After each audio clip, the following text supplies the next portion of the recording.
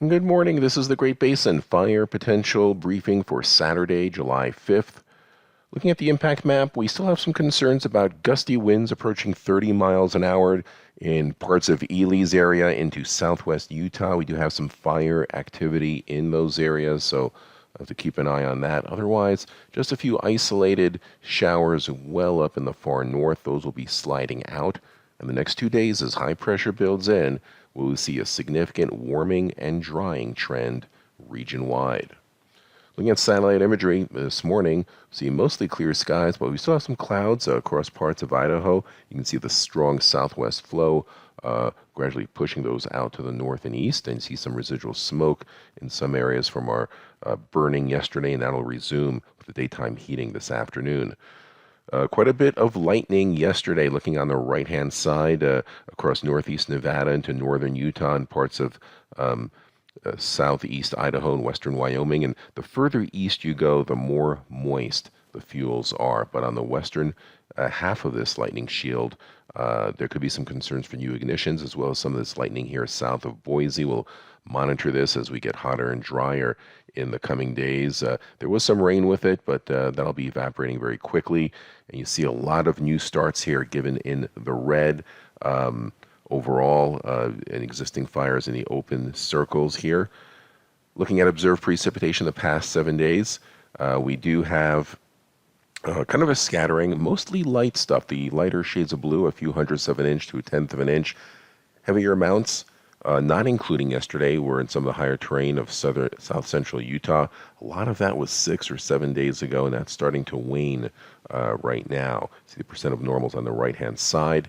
And looking at the ERC point map, overall, kind of a mix. Our fuels have moistened significantly up in Idaho.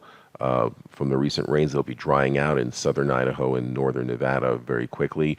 But across north central Utah into central Nevada, that's where a lot of our 80th, 90th, and even some 97th percentiles exist right now in the ERCs.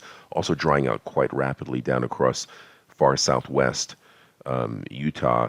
It's been a couple of days since they've had rain, and also getting alarmingly dry along the Sierra front. We'll have to watch that as we go into the next couple of days. The 100-hour fuels, the darker gold areas here across much of Nevada and a good portion of Utah, is where the 100-hour fuels really are critically dry enough to become part of the fire environment, less so as you head further north and east. Overall, we continue with long-term drought expanding both in southern areas, where we have some pockets of extreme drought and larger areas of severe drought. Also watching northern areas as well. We had a lot of those Canadian fires from the drought up in Canada, and a lot of that dryness is now seeping southwards as well. Looking at the upper level map for this afternoon, dry air mass given by this tannish shade.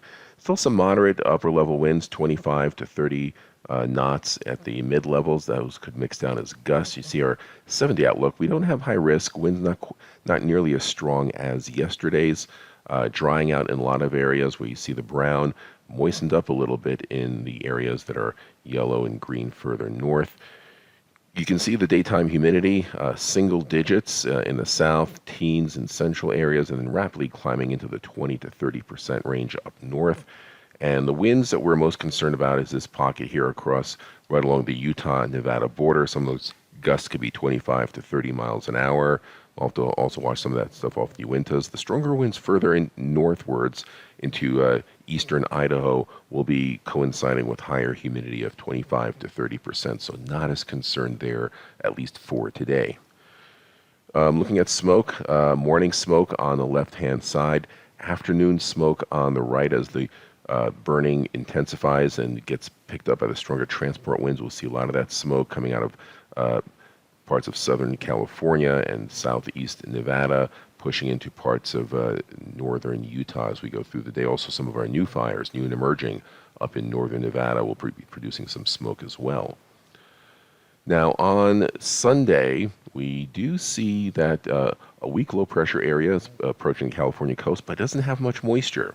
A lot of dry air, just light to moderate southwest winds. There's a little arc of high pressure building in here, so it could cause a little bit of warming, probably near seasonable temperatures. Nothing significant on the 7-day. We continue to slowly dry out as the humidities are down into the low to mid single digits in many southern areas. And finally starting to dry out in Idaho, a lot of teens to low 20% range humidity. Not much in the way of wind at all of significance, kind of a light wind day in most areas. As the low gets further closer to us, it could eventually produce some thunderstorms in the northern mountains of California, but for us right now, just southerly flow. See this little arc of high pressure building in. No real semblance of the monsoon. It's been squashed out for now. We have easterly winds across Mexico, and that's not a good monsoon transport flow. Usually you want more of a southerly flow. That's not happening. Winds, light to locally moderate. We see the dark greens to oranges. Gusts could get into the mid to upper 20s. Otherwise, lighter winds. Again, quite dry. Single digits, getting up into towards the Idaho border. Mid-teens into most of Idaho and Wyoming. So fuels everywhere will be drying out. Not much precipitation for us the next 7 days. Looking down the road Tuesday, similar story. That semi-stationary low pressure off the California coast. Not much moisture with it, dry air across the region. And as we go into Wednesday and then Thursday, see how much dryness occurs.